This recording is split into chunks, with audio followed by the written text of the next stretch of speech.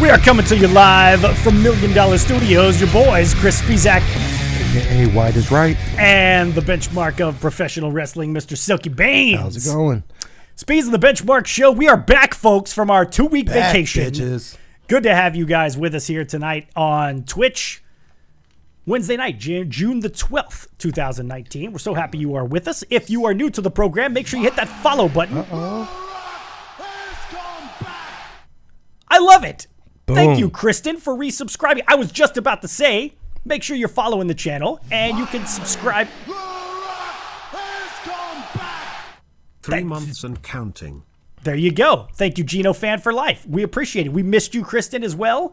Make sure you're following the channel. You can subscribe to the channel as our friends Gino and Kristen just did. You can drop those bits, or you can leave us a tip at the tip jar. tinyurl.com/sbtipjar. Tell them why, Silky. Because these bills need to get paid. Indeed they do. And of course, we welcome your contributions to the discussion here via the phone lines. If you want to give us a call, 832-937-4559 is the number to get in. That's 832-93-SILKY. You know you missed that. 832-93-SILKY.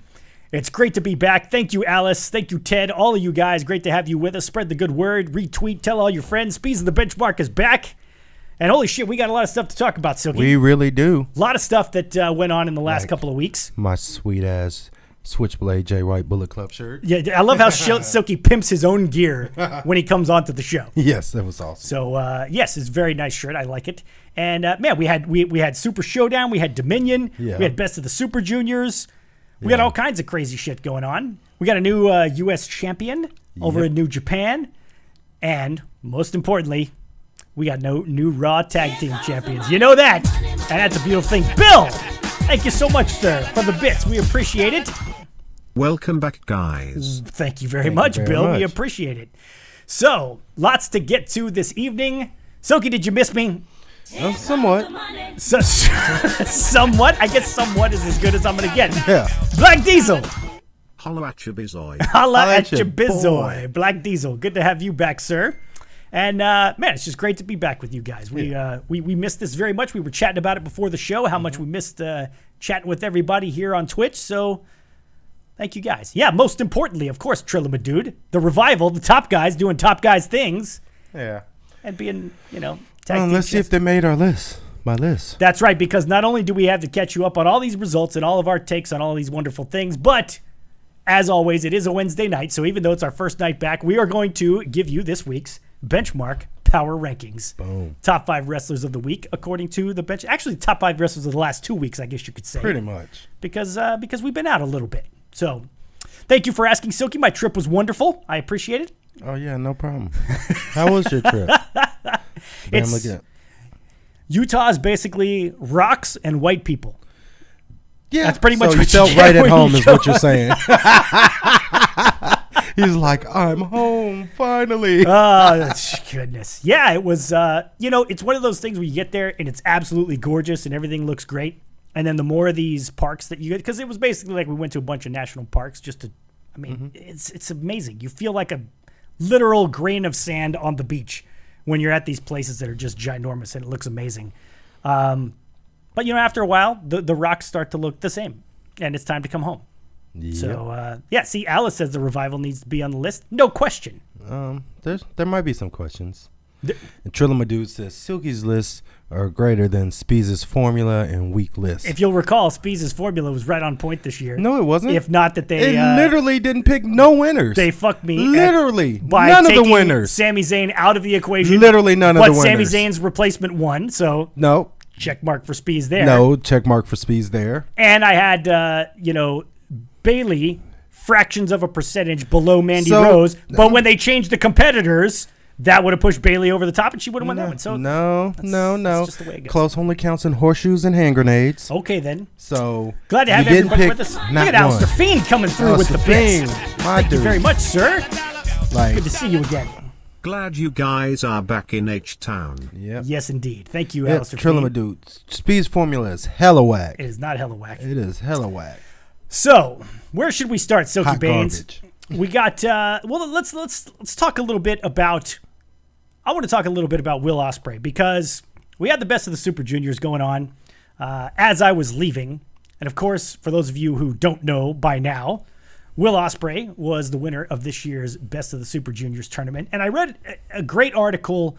I mean, good article. It brought up a good point. I thought was a great point. And the question that was asked is Will Ospreay the best wrestler in the world right now? No. And the reason they brought that up is because, and I thought this was an excellent argument, because you know me and flippy guys. Mm-hmm. I'm not big on the flippy guys, generally speaking. And this article basically said, Will Ospreay is the kind of guy that has heard all of the complaints about flippy guys and basically just says, you know what, fuck that. I'm going to be me, and I'm going to do me better than anybody else does in the entire... I'm going to do what I do better than anybody else in the entire world does it. And let's face it, there's not really anybody else on the planet right now that can do most of the shit that Will Ospreay does. Ricochet. Not many people, exactly. Ricochet and... Sammy Guevara. Okay, maybe. Kip Sabian. Like, I mean, there's... Doing it at the level that Will Ospreay is doing it, though. If they were it's at pretty that impressive. Level, yes. Yeah, but they're not at that level. Anyway, the question was... turkey sandwich. Where do you put Will Ospreay after not only winning the Best of the Super Juniors, but spoiler alert if you haven't watched it already, went on to have a fabulous match with Dragon Lee for the IWGP Junior Heavyweight Championship, which he won. So, seeing as how he's doing what pretty much, I mean, you can count on maybe one hand the number of guys that are able to do that, where do you put Ospreay as far as best guys out there right now? Best of the flippy guys? Best guys in the world, period. Is he the most entertaining wrestler in the world? Not for me. Not for you. Who do you have above Will Ospreay? Thank you, Gino Fan for life. Appreciate that, sir. On top of the sub. Let's rock this party. Let's rock this party indeed. I think that, I mean, Omega's more entertaining to his matches. There's a lot more feel to him. I mean, if we're not taking just the flips and the shit he can do, if you take that out and look just the core of his match, I mean, they're not saying he doesn't have anything to offer past the flips, but he sells like a motherfucker. So that's what I was going to say. Bob Aruski just said he can stop flipping and still put on a fucking great match. Yeah, and I agree. But I don't think that he's up there with like a... Look at Peck and Rod. And I always will. 2 months with that Twitch Prime subscription. Thank you very much, Peck and Rod. 2 months now. And again, quick reminder, if you have Twitch Prime, you can sub to the channel for free. So, if you have Amazon Prime, you can sub to the channel for free via Twitch Prime. So thank you, Peck and Rod, for the resub there. No, I mean, it's just there's not... If you take out the awe-inspiring things he does, I mean, he has the ability to be up there. He really does. Like, you take out the flips, you just get his facials, which are great. His selling, which is great and stuff. He could be there, but when you throw in the flips, that's all people see. That's why soon as you mention Ospreay, everyone starts talking about flippy shit. Exactly. You know what I mean? Exactly. So, no, he's not the best out there. Like I say, Omega, Jericho, they're both their matches tell stories. Cody, hell, Dustin, you know, I can go on and on of people who are more captivating in their matches without doing the flippy shit. Skrull doesn't do flippy shit really, but his matches are always captivating. Like you're watching them. Yeah, and this is where I give a guy like Ospreay credit. And I've been on this bandwagon with Ricochet since before he came to NXT and eventually to the main roster. Again, the fact that he sells, and you talk about things like facial expressions and things like that. It's very visceral the way he conducts his matches. You know, you feel it when he gets his ass kicked. And he's a fucking maniac. We've established that because some of the shit that he does, like we watched that Spanish Fly that he did with Marty Scurll where he almost fucking killed himself. Yeah. But the guy is crazy entertaining. You can't take that away from him. I mean, he is entertaining, but is he like entertaining enough to be up there with the top of the game right now? No. You don't think so? I don't think so. That's and fair. That's not knocking him, but no, I agree. That's just my opinion. When you're talking about best in the world, I mean, it's a very short list that we talk about. Nonetheless, a very impressive run for Will Ospreay. Dude, my question is, doesn't this make him look kind of bad? Because he basically kind of did the whole thing about he's going to step up, kind of like a la Kenny Omega, go up to the heavyweights, make a name for himself, and he got the never openweight title.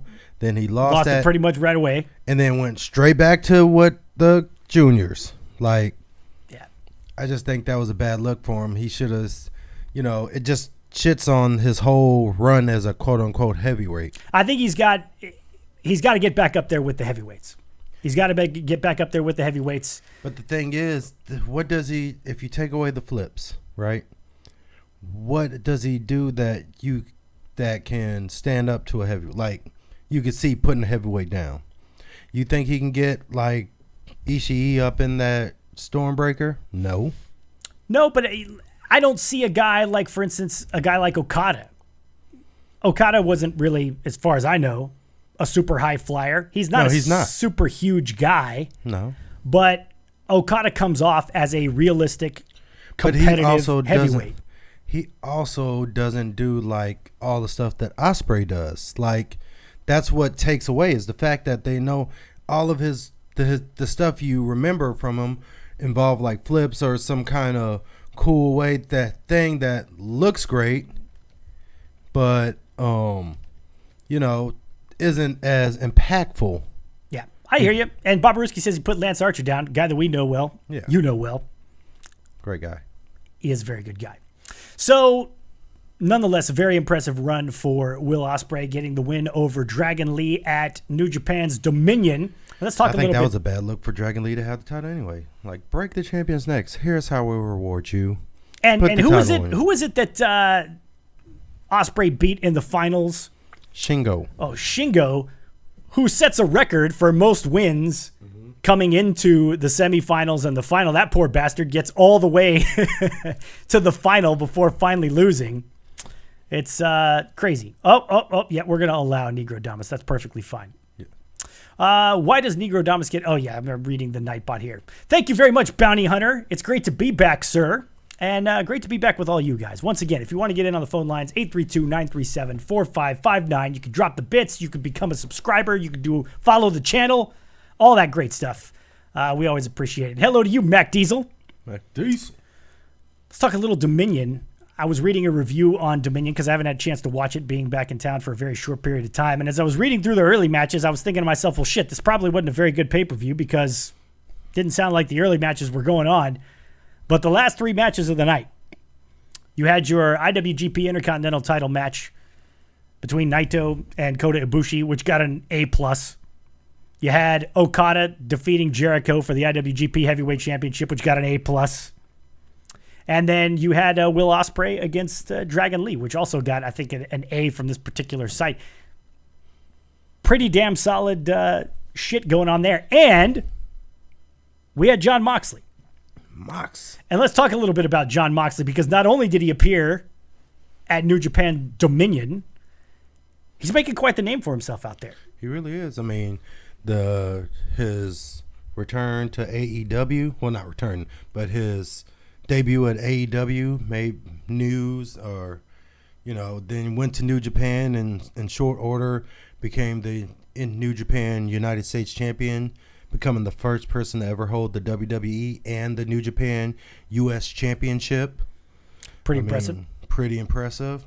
And now he's talking about he wants to be in the G1, which this G1 is stacking up to be, seems like it's going to be pretty good. G1 is looking very solid. For those of you that are unfamiliar with New Japan, their annual tournament where the winner gets to face either the never openweight champion, any champion. But they always pick, yeah, except for Nakamura one year, they always pick the IWGP heavyweight champion. But you're talking about, you're going to see all the top guys in New Japan. Mm-hmm. Plus now you're talking about Jon Moxley. Yep. Plus we saw one Hideo Itami, who now under the name Kenta. Not now. That's what his name was before when he got signed. But now he's Kenta because he was Hideo Itami the last time we saw him. Oh, yeah, and the G1 will be in Dallas. The first round of it, at least. Yes. First couple of rounds. So that's going to be awesome. But, yeah, you can't say now. When you say it like that, it makes it seem like he made his name as Hideo Itami, and now he's going under Kenta. I say now because the last time most people saw him, he was Hideo Itami, and now he's Kenta again. He was always Kenta to me. Okay, well, that's okay then. So- Kind of like we're always going to call Andrade Cien Almas Andrade Cien Almas. Exactly. And Mustafa Ali's always going to be Mustafa Ali and so on and so forth. Undertaker's always going to be Leatherface. Stop it. Let's get to Super Showdown because most of you folks in here in the chat are WWE folks. What do we think of Super Showdown? I'll admit I've gone back and watched some of it. It was good. I thought it was a good show. Got the nice rub when the dude that was at the Saudi show last year, just as a guy, like, these are our Saudi people, wins the Battle Royal. Yep. That was a nice little pop. I like Titus O'Neil taking his merry time, getting down the ramp and not face planting this year, which was very funny. Which is good, but I think they've kind of run that into the ground, honestly. They have. But, so that was good. Seth Rollins, Corbin was good. Ziggler and Kofi was good. I mean, they were all good. Hell, even Undertaker and Goldberg was good until it wasn't. Well, we were talking about that. I've never seen. I've been in wrestling for a bunch of time, or for 15 years. I've watched it my whole fucking life. I have never seen a match go so bad so fucking fast. It was like tell of two different matches. If really you was. would have showed two clips of the beginning and clips of everything after Goldberg got busted open, I would have thought it was two different matches. I would not have known that was the same match. It went so bad, so fucking fast. Stick around, Mr. AEW. You missed all our New Japan talk. We're just talking New Japan and AEW and so on and so forth. But yeah, it's funny because I got to my hotel room in, where were we? I think we were in Arizona at the time. And I got there just in time to catch the entrances and the last match, which the entrances were fucking phenomenal. Yeah. The production value of that show is ridiculous because the whatever over there, the Prince, is it? I don't know. Just throws more fucking money at Vince than he knows what to do with, and they make it look spectacular. Undertaker's entrance was fucking spectacular. It was so great. Good. I mean, that was the best part. And they started the match. And I'm watching the match, and I'm going, okay, this is not that bad. Yeah, I was the same way. I was like, oh, shit, this is actually a good match. They're doing what they can do. It's it's kind of what you expected from a couple of 50-year-old guys whose bodies have been through the ringer over the years. And then oh, my God. And then as soon as Goldberg got Taker under his arm, and I leaned to my son and I said, there's no fucking way. And yes, I say fuck in front of my kid. I know, bad parenting.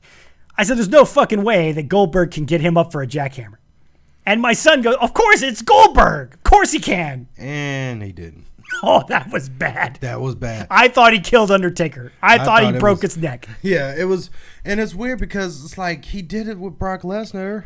And Brock Lesnar's way bigger than Undertaker. But, of course, he didn't get knocked stupid in that match. I mean, but it was just bad. Like, okay, and help me out with this because I mentioned it before it actually happened. Goldberg had like a mark on his forehead before he got busted open. Mm-hmm. And I was wondering, did he pull an old school, like remember, a while ago when he headbutted the door and he busted his head open before he came out? Did he do some stupid shit like that before the match? He probably did because that's like his thing. Like to hype him, like what he did, it probably stemmed back to when he was a football player. Except for when he was a football player, he probably had a fucking helmet on when he's banging his head against the wall. And so he did it, and I think he did probably nick himself some, and then it just got opened up, and it was all downhill from there. I mean, I thought it was great. Again, I thought it added an element to the match. When Goldberg comes out and he's busted open, and you're like, oh, shit, man, it's looking good. But man, like you said, it just went south in a hurry. Yeah, and then didn't I read somewhere that Goldberg collapsed after the match was over? I read and that. I don't know how true it was because I didn't care to read into it. But yeah, I saw the caption saying he collapsed after the match. Hell, he collapsed during the match. Like when Taker did the spot where he was supposed to lift him up backwards for the tombstone, and like he just fell. Yeah. There you go, Bob Aruski. Go watch the entrance, and you just hear the banging the fucking wall.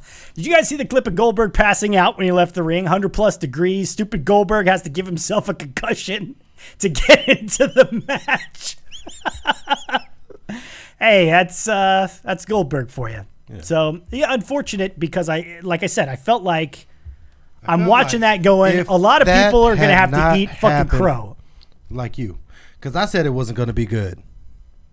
I was on record. No, I was on record as saying that it might not be that bad. Yeah, I was on record saying it was not going to be good. And you were going to have to eat crow because up to that point, it looked like it was going to be okay. Yeah, I would have. And then, strangely enough.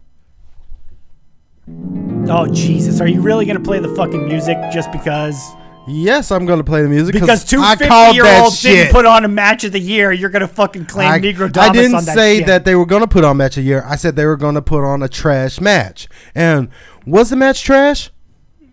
The last part of it was trash. So what do you remember about it? The good parts or the trash part? I remember the entrance. The entrance was great. So that if that's the only thing you remember, then the match is trash. Read a book, you stupid hooker. Taker and Goldberg. Yeah, I heard about that too, Jody Mania, about them allegedly getting into a fight backstage because Taker was pissed off at Goldberg about something or other. About the fact that he dropped him on his fucking head? Well, yeah. And that he shit on the match, like the match was shitty because of you and only you? I didn't read the article. That's why I don't know. I'm just saying. I didn't either, but if Undertaker's mad, you're like, for some reason he would be mad. He had plenty of reasons to be. I would be that's pissed. what I'm saying. Which one was he mad about? Was he mad because you fucked up the match? Was he mad because you dropped me on my fucking head? All of the fucking above, man. All of the fucking above. Like, I would have been pissed. I probably would have fought too. What's up, Judja and Lurks and Police and the King Most Hated? All you guys, thank you so much for being with us. Always appreciate you guys joining us here on the program. So, yeah, for a Saudi show that a lot of people don't really care about. No, don't do that, Bill. Don't do that. What do you do? He's saying at 103, how great would a match be? Yeah, Silky, how good would your match be at 103 degrees? How about that? My match would be great because I would not do shit that I couldn't do. I would conserve. I know how to pace a match. This is true. My match would be good. Silky did take or give what? The superplex off the top rope. You and Paul Titan. I did. You took the superplex. I took the superplex and gave the promoter heart failure because he thought the ring was going to collapse. Yeah, because Silky and Paul Titan are not small men. No, we're not. And the board had popped out before that, and guess where I landed? Right on that board that was popped out. It hurt like a motherfucker, didn't it? Oh, it did. Texas made. Word. Damn Skippy. I mean Vegas, but whatever. And Goldberg sandbagged the chokeslam. Yeah, it didn't look good either. Yeah, no, because he was fucked up like. And you also had, who was it that sandbagged Bailey on Monday, apparently? The Bailey to Bailey. I want to say it was it Mandy Rose? No, it wouldn't have been Mandy Rose. No, who was it? I say Monday, I mean Tuesday. Lacey Evans. Yeah. Thank you. Lacey Evans sandbagging Bailey didn't look good. No. So, I don't know. Shit happens like that sometimes. All right. Let's get along to this week's top 5 wrestlers of the week, because I know you guys like to talk about that. And then we'll get into this week in WWE as we move forward towards Stomping Grounds. But before we get there, you know what time it is. It's time for this week's Benchmark Power Rankings. Let's go.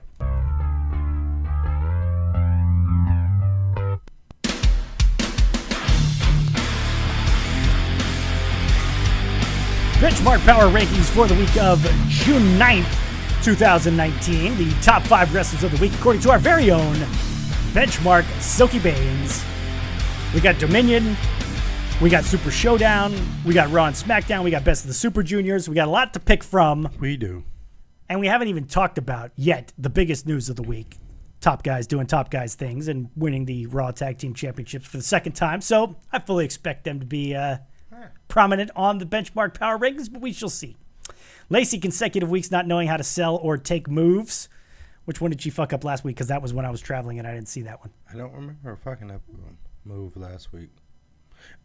We can return to it. I'm sure Bobaruski will fill us in. Yeah. Silky wouldn't give himself a concussion before the biggest match of his life. Oh, and then Lacey Evans. I think he was answering 2 questions there. Yeah, I guess. Ted going stream of conscious there. So, all right, here we go. Top 5 wrestlers of the week. Silky starting off with number 5. Number 5, Aleister Black. I really did dig the promo. I thought it was good. It's a good way to hype him up because he's been missing ever since the tag team thing with him and Ricochet. They went their separate ways and stuff. So it's getting me excited to see him come back. So, and it's a shame that he could not go to Super Showdown, apparently because of some of the tattoos that he has are found to be offensive to those overseas. So an unfortunate thing for him. And thank you, Gannicus 1989, for hosting us. We appreciate that. Welcome to you, sir. But yeah, good things ahead for Aleister Black. They're bringing him along slowly. No, Gino, would not love to see Taker and Aleister Black. Is that a kill yourself moment? That is, we're not going to say that here on the program, Soki, but we're not going to say that, but kill yourself. That was a bad idea. I kid, Gino fan. Aleister Black checking in at number 5. Let's move on to number 4. The number 4, Kenta. He's back, bitches. I mean, go look up Kenta, not Hideo Itami. Look up Kenta, see all the badass matches. He fucking knocked Samoa Joe out with a slap, and that's legit. Get the table. We got to turn it up. Look at that. Welcome back. Get the tables. 3 months. Boom. We appreciate that very much, fellas. Thank you, Tone. So that shows you how bad this motherfucker can actually be. Legit slapped Samoa Joe so hard he landed face down, ass up. And his GTS is fucking money. Yes. It is not the CM Punk GTS. To me, it's a totally different move. Yeah. It just looks fantastic. Oh! Boom. Bitmania! Thank you very much. Get the tables for the 600 bits. Boom. Just dropping bombs here in the chat. We appreciate that very much. All right. Kenta checking in at number 4 on this week's Benchmark Power Rankings. Let's move on to number 3. Number 3, Mox. I mean, John Moxley, of course, winning the U.S. champion. You know, if we know he's going to be in the G1, which instantly makes anyone who hasn't seen the G1 want to go watch the G1. Which is always good. Yes. So if you can bring that notoriety to something like the G1 and get fans that normally wouldn't have watched it to watch it, you got to go on the list. That just shows the star power John Moxley has right now. I'll be the first to admit, I'm totally stunned at how much John Moxley has taken off. I completely underestimated how popular this guy is with everybody out there, because it's just unreal the amount of pub this guy's gotten. Forgot to say welcome back and have great show, guys. I will let Silky finish now. Thank you. Thank you, Get the Tables. We appreciate it. And thank you, Alistair Fiend, for the host as well. We appreciate that. But yeah, it's really been impressive to see how over John Moxley is with the fans. Yeah. Hopefully that momentum continues, because wrestling is just better when you have big stars. Yes. In my opinion. To me, it's not fun when everybody's on the same level. Exactly. You got to have some guys that are just That's life. Some people are on top on life. Some people aren't. That's exactly right. Exactly right. All right, John Moxley checks in at number 3. Moving on to number 2. Number 2, Seth frickin' Rollins. I mean, great showings, a super showdown. You know, the thing bit with Brock Lesnar where he beat the shit out of Lesnar. You know, I'm looking forward to the cage match with Corbin at Stomping Ground. I mean, he's been doing his thing. He's just been working a hellified work schedule, like something we not used to because of the Universal title being on Brock Lesnar. I mean, so I had to put him on the list. What'd you think of the Paul Heyman botching getting into the ring with the briefcase and that kind of? It really, I don't know how to feel about that. It's something different.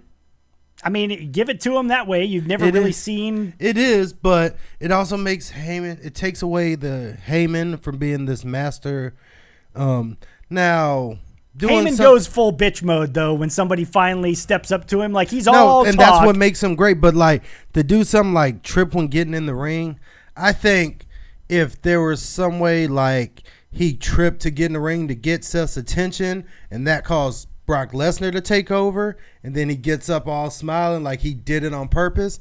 That's what I would see Heyman doing more than just fucking Three Stooges and trip and fall and shit. That's fair. Ted, we'll address your question once we get through with the power rankings here. Seth Rollins in at number 2, but there can only be one number 1. And you know who it on is. This week's Benchmark Power Rankings. And it is Will Ospreay. I got you. You thought it was going to be Revival. Fuck those guys. It's not going to be the Revival. I mean, come on. This pick is so bad it made my hair fall out. That's how bad this fucking pick is. Oh, so you were just creaming your jeans about how good Will Ospreay is. I'm wearing shorts, thank you. Whatever. About how good... the fuck? All right. Benchmark power rankings. You go ahead and. No, you were just talking about how good Will Ospreay was, how great the match he had. You read, how he did great in the G1.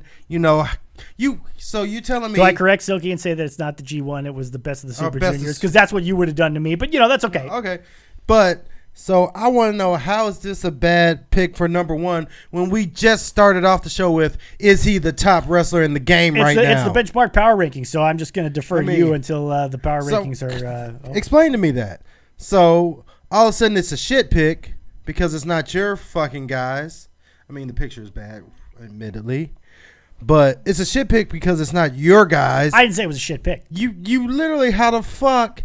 how the fuck are the Revival? Okay. Let's review this week's benchmark power rankings. Who would you take out? Anyone in 2 through 5.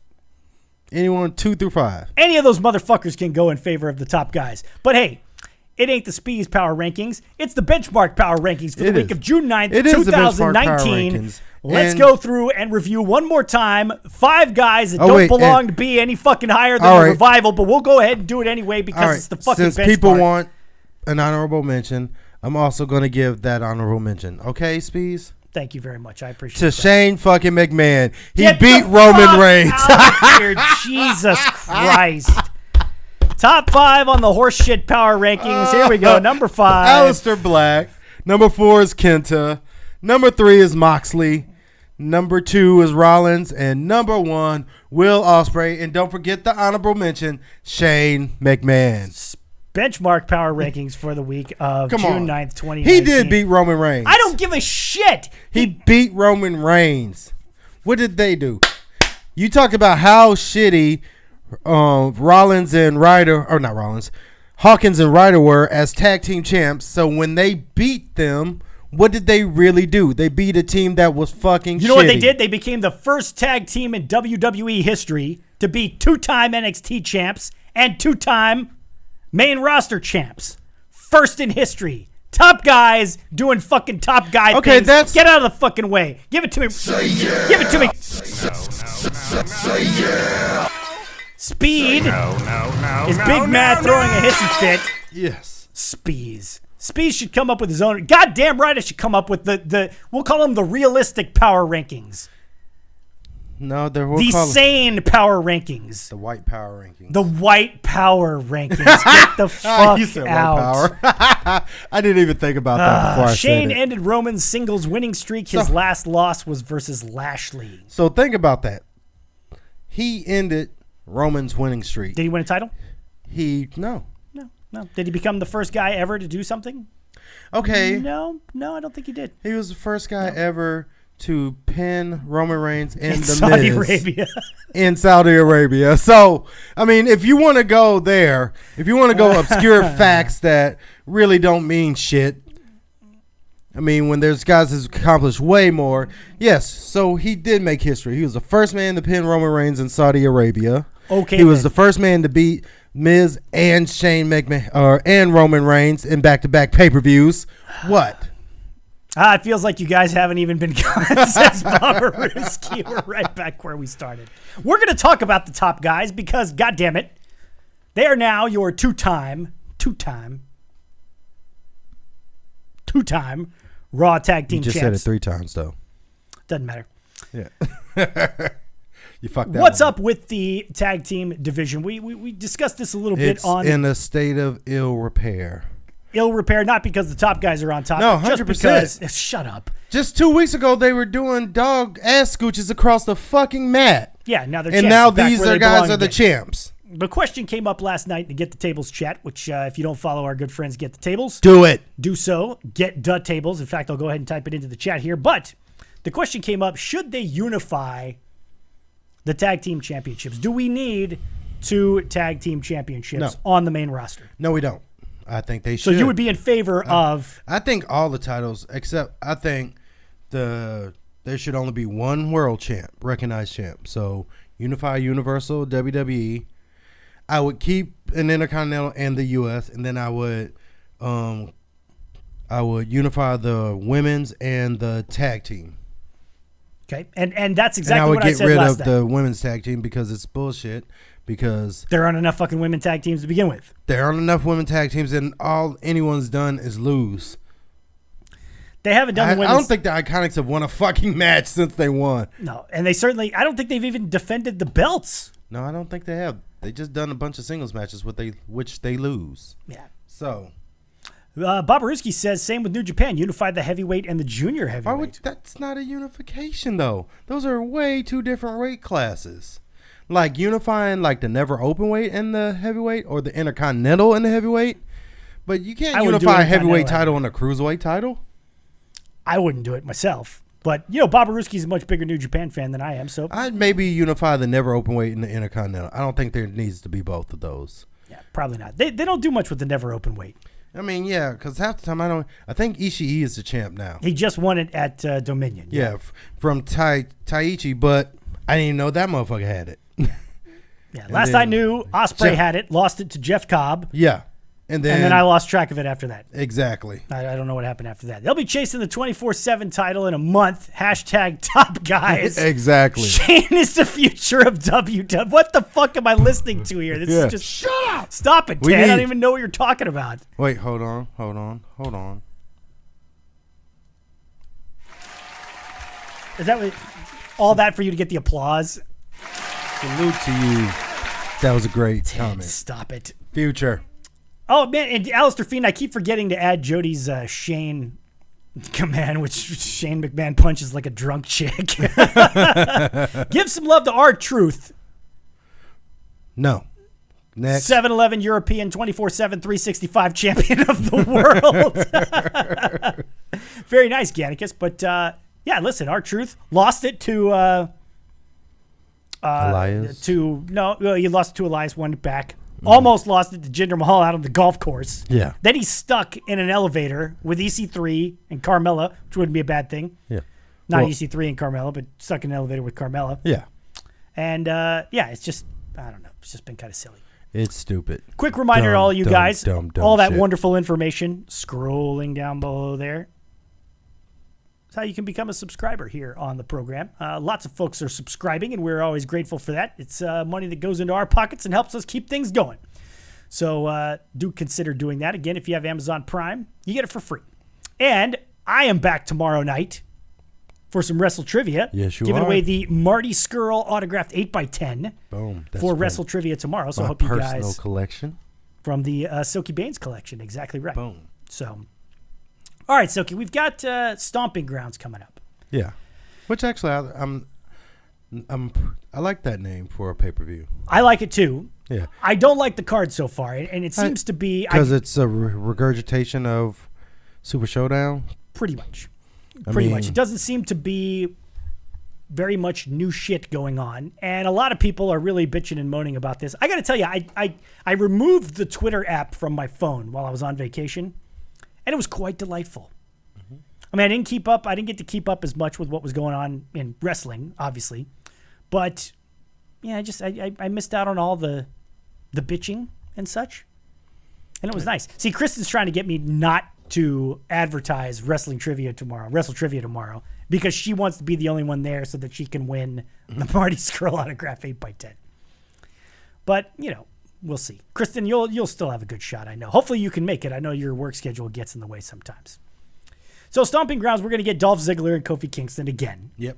Do you give Dolph Ziggler a shot in hell at winning this? No. So that match is pretty much... Seth Rollins... And Corbin again. It is Seth Rollins and Baron Corbin again. Yes. Do you give Baron Corbin a chance in hell at winning this one? Maybe. I'm most with you on likely that one. not. Most likely not. What about Brock Lesnar showing up at Stomping Grounds? Probably. Here's the other question I got about Brock Lesnar. I'll quit my job, Kristen says. Is Brock Lesnar going to have another match prior to winning Money in the Bank? What do you mean prior or to? Or prior to cashing in Money in the Bank, I should say?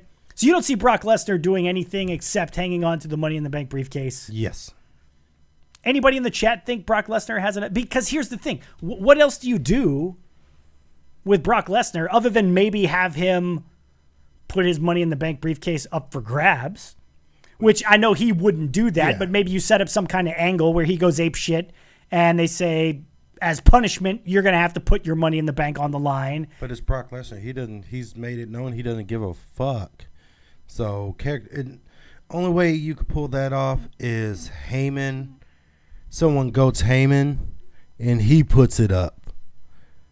And then once the match is contracted, Brock Lesnar is like, he didn't want to do it, but, fuck it. He gets to hurt somebody.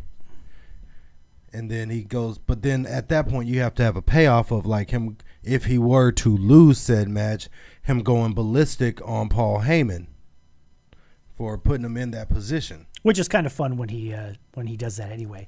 Kristen doesn't see him in any matches. Bob Ruski doesn't give a shit anymore. Apparently the Bruins lost Game 7 of the Stanley Cup Finals tonight to the St. Louis Blues. So congratulations to the St. Louis Blues, your Stanley Cup champions this year. White people.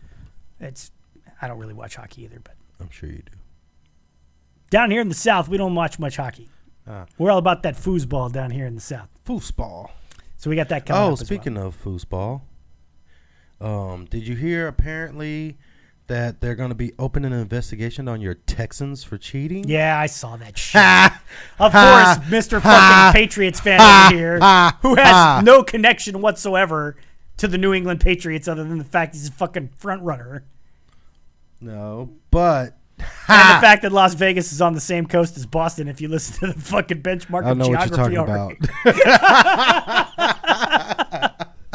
about. So the Texans are fucking cheaters. Here's the thing. And they still can't fucking win. The fact that those fucking clowns fired their GM before they had any, real thought of, can we even pry this guy away from the Patriots? It's just so fucking Texans. We got a lot of Cowboys fans in here. When the fuck did that happen? Yeah, I mean... Where are all you people from? I know Alice isn't from Texas. Jody Mania's out on the West Coast. Well, Cowboys fans aren't specific to Dallas just because of the lineage of the team. I mean, they used to be America's team. Now, not so much. Definitely not so much. Let's get to Alice's comment here, and I want to scroll back up also. First, let's do this because we were talking some New Japan earlier. Japan. Where is the question from Ted FX that was going on during our power rankings here? He said, or was it somebody else? Fascinating. Sorry. This is fascinating. This is where you're supposed to fill. Okay. All right. So I'm going to fill the time. Right now, Speez is scrolling because he has one fucking job. Jesus Christ. He's Ted Effect said, you guys think New Japan would go nuts if Mox defended the U.S. title in AEW versus Kenny Omega?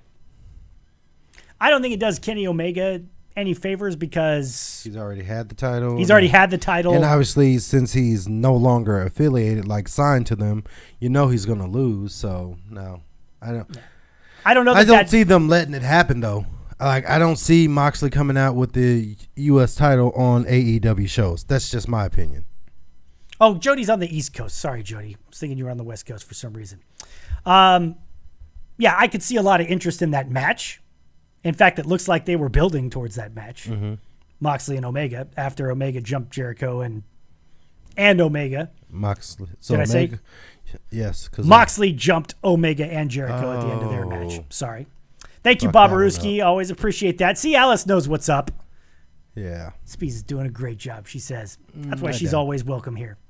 She is always welcome, but no, he's not.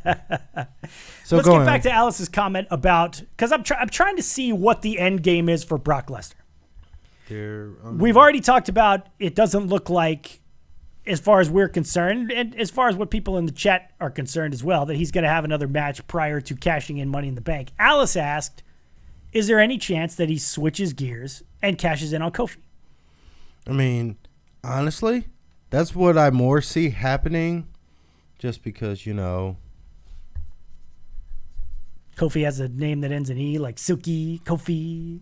You guys have that connection. No, he doesn't have the complexion for protection. Complexion for protection? What the fuck is that?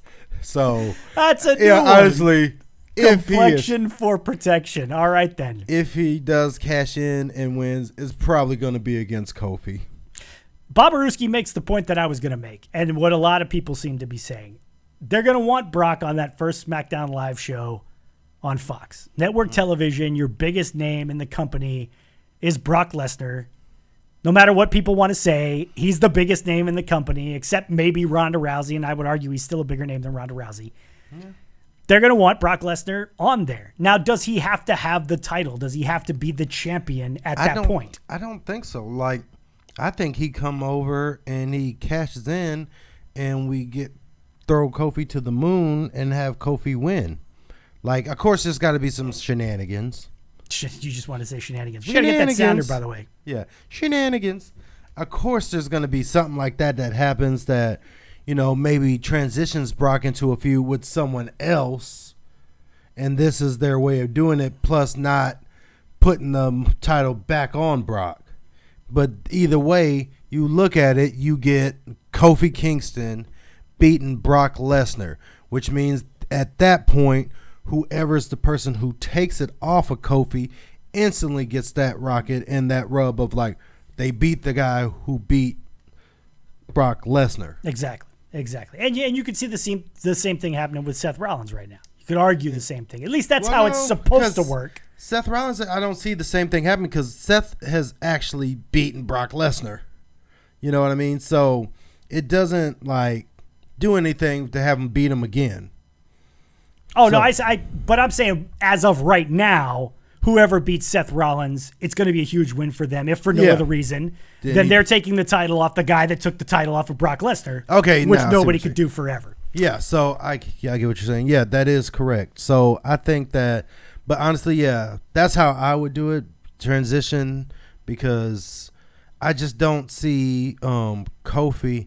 I don't see Kofi losing that stomping ground. I feel like if he's going to lose the title, it's going to be at a more major pay-per-view. Like a SummerSlam, something like that. Maybe a Survivor Series, something maybe along those SummerSlam. lines. So basically maybe two more months of him being champ, which, I mean, is still a good run. No, definitely. Champ. And he's been doing his thing. He hasn't dropped the ball as champion. I mean, he's still had great matches day in and day out. So I think that, but unfortunately, realistically, it would probably be Kofi. Yeah. I just looked up that new SmackDown logo when they moved to Fox, Mr. AEW. To me, it doesn't look a whole lot different, but maybe it's just me. Which one is it? I'm just looking at all these ones here. I'm assuming it's one of these, but I'll have to look and see if it's something different. Maybe we'll get it up on the screen here if we can find an actual picture of it. So, getting a new logo this October, blah, blah, blah. People keep talking about it, but oh, wow, that's crazy looking. All right, well, now we got to put it up here. So let me find a way to get it on the screen here so you guys can take a look at the new SmackDown Live logo that is coming to Fox here. Them sticking Kofi in this Dolph rivalry does him no favors either. I like the Dolph rivalry because it's given two people a rub that need it. Like, Dolph Ziggler is that guy. You know what I mean? And I love what he's doing with the whole "it should have been me" gimmick. Because in a sense, you can make that argument. You know what I mean? That, it could have been him. Yeah, totally agree. All right, let me put this browser thing up here. Sorry, you guys are going to see some craziness here for a second. And then we'll... and, of course, it's over my face. Of course it is. All right, there we go, guys. You can see a piece of it there. But looks like the... Crazy SmackDown. It looks like the fucking video games. It does kind of look like a video game thing. This was taken off of a commercial that ran on Fox, apparently, for the new SmackDown Live. So I couldn't find a better picture of it there. But, yeah, that appears to be what they're going with on SmackDown. What do you think, Silky Baines? You a fan?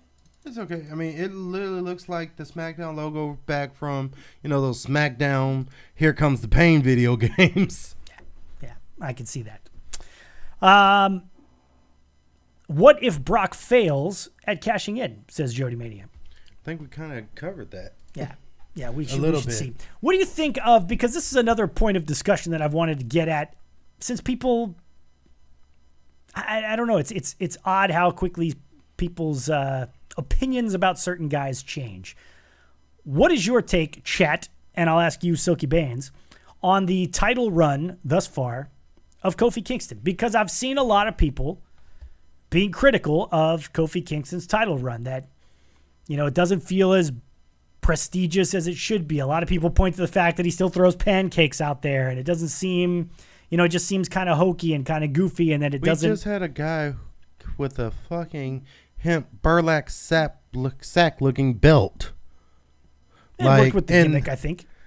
And Kofi's gimmick is the pancakes. I mean, and people loved him for it. But let's take away that, right? Has he had good matches as champion? I believe so, most definitely.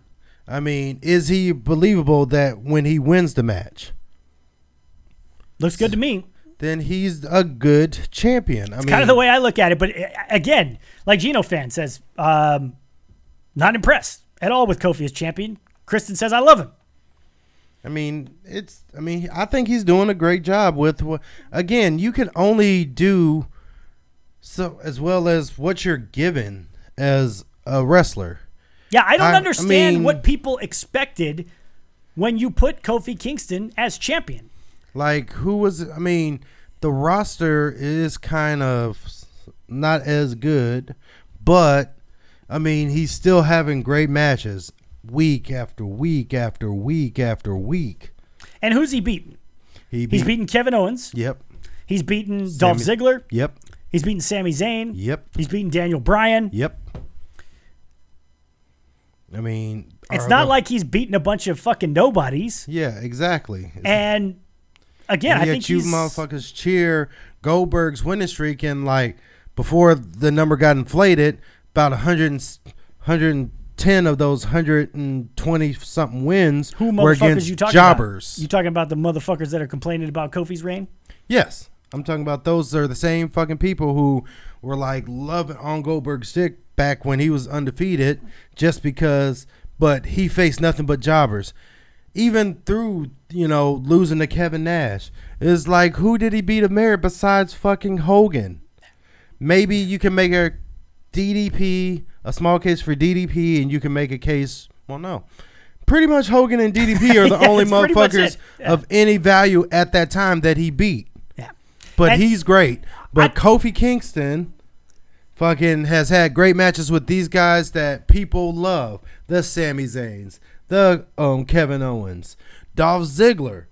I think, didn't he beat AJ Styles too? I believe he did beat AJ Styles. He beat all of these people, and no, he's not. People just want to bitch. That's exactly what it is. You were bitching when you thought he could lose at WrestleMania. When he wasn't going to win the title, and they were like, I'm going to flip my shit if he doesn't win the title. And then he wins the title, and everybody's like... hold on 1 second. Is this a kill yourself moment? No, it's not. It's not. You sure? It's not. I'm positive. I think it is. We'll get the sounder. Yeah, we'll get the sounder. I think Gannicus brings up the perfect point. And I think this is exactly because a lot of people said the same thing about AJ Styles' most recent WWE title run, that it was somewhat lackluster, that it wasn't as big a deal as it should have been. And here's the thing. He says, I expected Kevin Owens and Kofi to be a long-time rivalry, not one match. And to me, what makes really great title reigns is really great feuds. Mm-hmm. And in order for feuds to last, you have to build them over time, not just with a series of matches, but you have to have some kind of storyline with it. And our big complaint, I won't speak for you, I'll say mine, but I think you agreed with me at the time, about AJ Styles' most recent title run is the best thing that they had going at that time in WWE was his feud with Samoa Joe. Yes. That feud was fucking brilliant. And they had the one match, and then it was over. No, and they could have. They had 4 fucking matches. They had that one match after the whole craziness of him like showing up at the wife's house and everything. No, they had another match after that. They could have milked that for a lot longer. They could have. Now, I'm not arguing that they didn't fuck that up. We all heard it, Suki. Yes, that's so great, Suki. Not familiar with the whole microphones thing. I know, I'm familiar, but. I'm not arguing they didn't fuck it up. They don't build long-term feuds. Yeah. They don't build long-term feuds. I mean, you can't win. Yeah. You know what I mean? Because if he goes against someone like this Dolph Ziggler, and even if I get the repetitiveness of what he's saying, but, in that mindset, you would be repetitive. You know what I mean? Like, think about it. Well, What- and Ted how brings much it up more- right now. How many times did we have to see AJ and Nakamura kick each other in the nuts for months at a time? Yeah, that's true. That's the thing. It's got to But be. that's an action. But this is a mindset. Think about it. How much depth can you bring to "It Should Have Been Me"? Jealousy. Exactly. Jealousy is basically what this storyline's about. Exactly. Dolph Ziggler feels like he's better than Kofi. At one point, he was more over than Kofi. I mean, it's a lot of people have said when Dolph Ziggler cashed in and won the world title, that was the biggest pop out of anybody who's ever cashed in Money in the Bank. Yeah. So at one point in his mind, he's definitely more over than Kofi is right now. Right. And yet it didn't happen for him. That's right. You know what I mean? So, but where's the depth?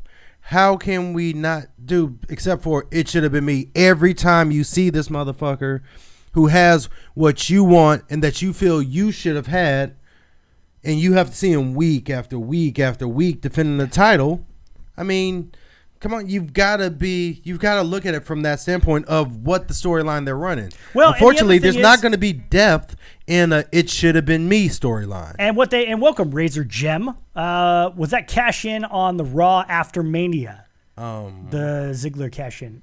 Was it on the Raw after Mania? I'm not I think sure. it was. It was the one where he cashed in after Del Rio had retained the title against Swagger. Against Swagger. And make sure to follow the channel, Razor Gem. Welcome. Glad to have you with us. Here's the thing. It amazes me how often WWE does this backwards. The way you do this kind of thing, at least in my opinion, is the storyline should lead to the match. How many times do we see a match get booked and then after the fact they try to cram a storyline in there to say, oh, by the way, this is why these guys are fighting? The reason the Kofi story was so good is because he had to fight for so long to finally get the match with Daniel Bryan and win it. That's why it worked. We do it backwards now. We have these matches can't that do are booked, that and then you start trying to cram a and storyline let into the match. And let me tell you where there's one flaw in that, is that then you get saddled with... Thank you, ladies and gentlemen, for the fun. Appreciate it. Then you get saddled with the whole thing of, well, we're not even seeing matches. All we're seeing is these programs, these promos, these vignettes that are leading to this match. But to see, I get the one disagree match. because the way they did it with Kofi, again, you kept throwing obstacles in his way. You have to win. That was a very short part of it. Like, people were clamoring for him after what happened in Elimination Chamber. Well, right. they were clamoring for it after he showed up in that gauntlet match. Yeah, before Elimination Chamber. Yeah. My bad. And then he lasted all the way till the end of Elimination Chamber. But again, it was matches. But It those were matches that got him over, not the story. The story came as a byproduct of the match. Kofi doesn't go fucking 50 minutes in that gauntlet when he was replacement. Then the crowd doesn't get, he doesn't get as over as he does with the crowd. Totally Thus, agree. They Totally don't agree. put him in last and all the false finishes when he was in the Elimination Chamber. Thus, they don't run the storyline of like putting all those hurdles in front of him just to get to the match at Mania, which he won. And that's the thing. And that all came from the match. That didn't come from setup of, like this big storyline. So I think you've got it a little bit confused on the Kofi thing. The difference His was more the match. The difference was Kofi's match wasn't a match against Daniel Bryan. It was a match against a bunch of other guys. Yes. And that's, to me, is the difference. It's not where you're setting up a match and you're saying these two guys are going to fight. And oh, by the way, this is why they're going to fight. It was, okay, we've got this group of guys, and who out of this group of guys is going to get the shot? And Kofi has this amazing run in the gauntlet match. And people start saying, oh, Kofi should get that shot. He should get the shot. And then he has the amazing run in Elimination Chamber. Oh, Kofi should get the shot. He should be the one to get the shot. So it's not matches with Daniel Bryan. It's matches that are who should be the guy, who should be the one out of this group of guys who gets the shot. And that's what worked about it. I'm guessing you guys are from the States. I'm from New Zealand. Boom. And he likes the Jay White tee, which if you didn't catch us at the beginning, Razor, Silky was bragging about his new JYT. So big Switchblade fan. Really you think gotta they dig that. fucked him they with did. that title run. They did. They totally fucked did. him. So that's unfortunate. All right, Yeah. folks, we're getting close to the top of the hour here, and we're going to go ahead and sign off here soon. We are back. I am back tomorrow night for Wrestle Trivia, 9 p.m. Central Time. Once again, the prize is the autographed 8x10 from the villain, Marty Skrull, Yes. which is going to be a good one. So make sure you join us for Wrestle Trivia tomorrow at 9 p.m. Central Time. And we are back Monday night, immediately following Monday Night Raw. Once again, you can catch us here on Twitch live every Monday night after Raw and every Wednesday night at 8 p.m. Central Time, sometimes 9 p.m., depending on the benchmark over here, closing deals at the shoot job. Hush, hush, says Kristen. Yeah. She doesn't want us pimping out the Marty's girl because she wants to admit it. Yeah, and a lot of people are saying Big E should be the guy. I'm not. I mean, I feel like they're saying that just because he's got a lot of muscles. No, Big E's got a lot big. going for him. He got a lot of no, charisma. I'm not saying he doesn't, but I still think Kofi is the guy. Oh, for now, Kofi Yeah. was definitely the guy. Like- definitely the guy for sure. Folks, we missed you the last 2 weeks. We It's did. great to be back. It's great to be back with you, sir. Great to be. Looking forward to Monday night, talking some Monday Night Raw, and to seeing you guys tomorrow at Wrestle Trivia. All right, and I wanted to do something real quick. I didn't talk to Do you something. about. I just wanted to ask for some prayers for my grandmother. All right, grandmother update again. Yes, please. Yeah, I mean, she had the surgery, got everything taken out, and she took a bad turn. So right now she's in ICU, and I mean, it's not one of those she's going to be gone any minute, but just any prayer can help. Most definitely do that, everybody. As you know, Silky's grandmother, for those of you who didn't know, diagnosed with cancer not too long ago. Looked like she kicked it. Mm-hmm. Surgery was going well, and you know how these things can take a 180 very she's quickly. 84, so I mean, the surgery was. I mean, we knew it was a big. That's a big thing for her to go through, but we also knew if we didn't do anything, it would come back, and then all of that was for nothing. Yeah. So. Well, we will definitely keep her in our prayers and hope all of you will do the same. So, on that note, we will see you tomorrow night for Wrestle Trivia right here on the Speez and the Benchmarks show. So, for the Benchmarks, Silky Baines. Yo. Chris Bezak, thank you so much for being with us. We are back here Monday night, immediately following Monday Night Raw, right here on the Speez and the Benchmark show. Good night, everybody.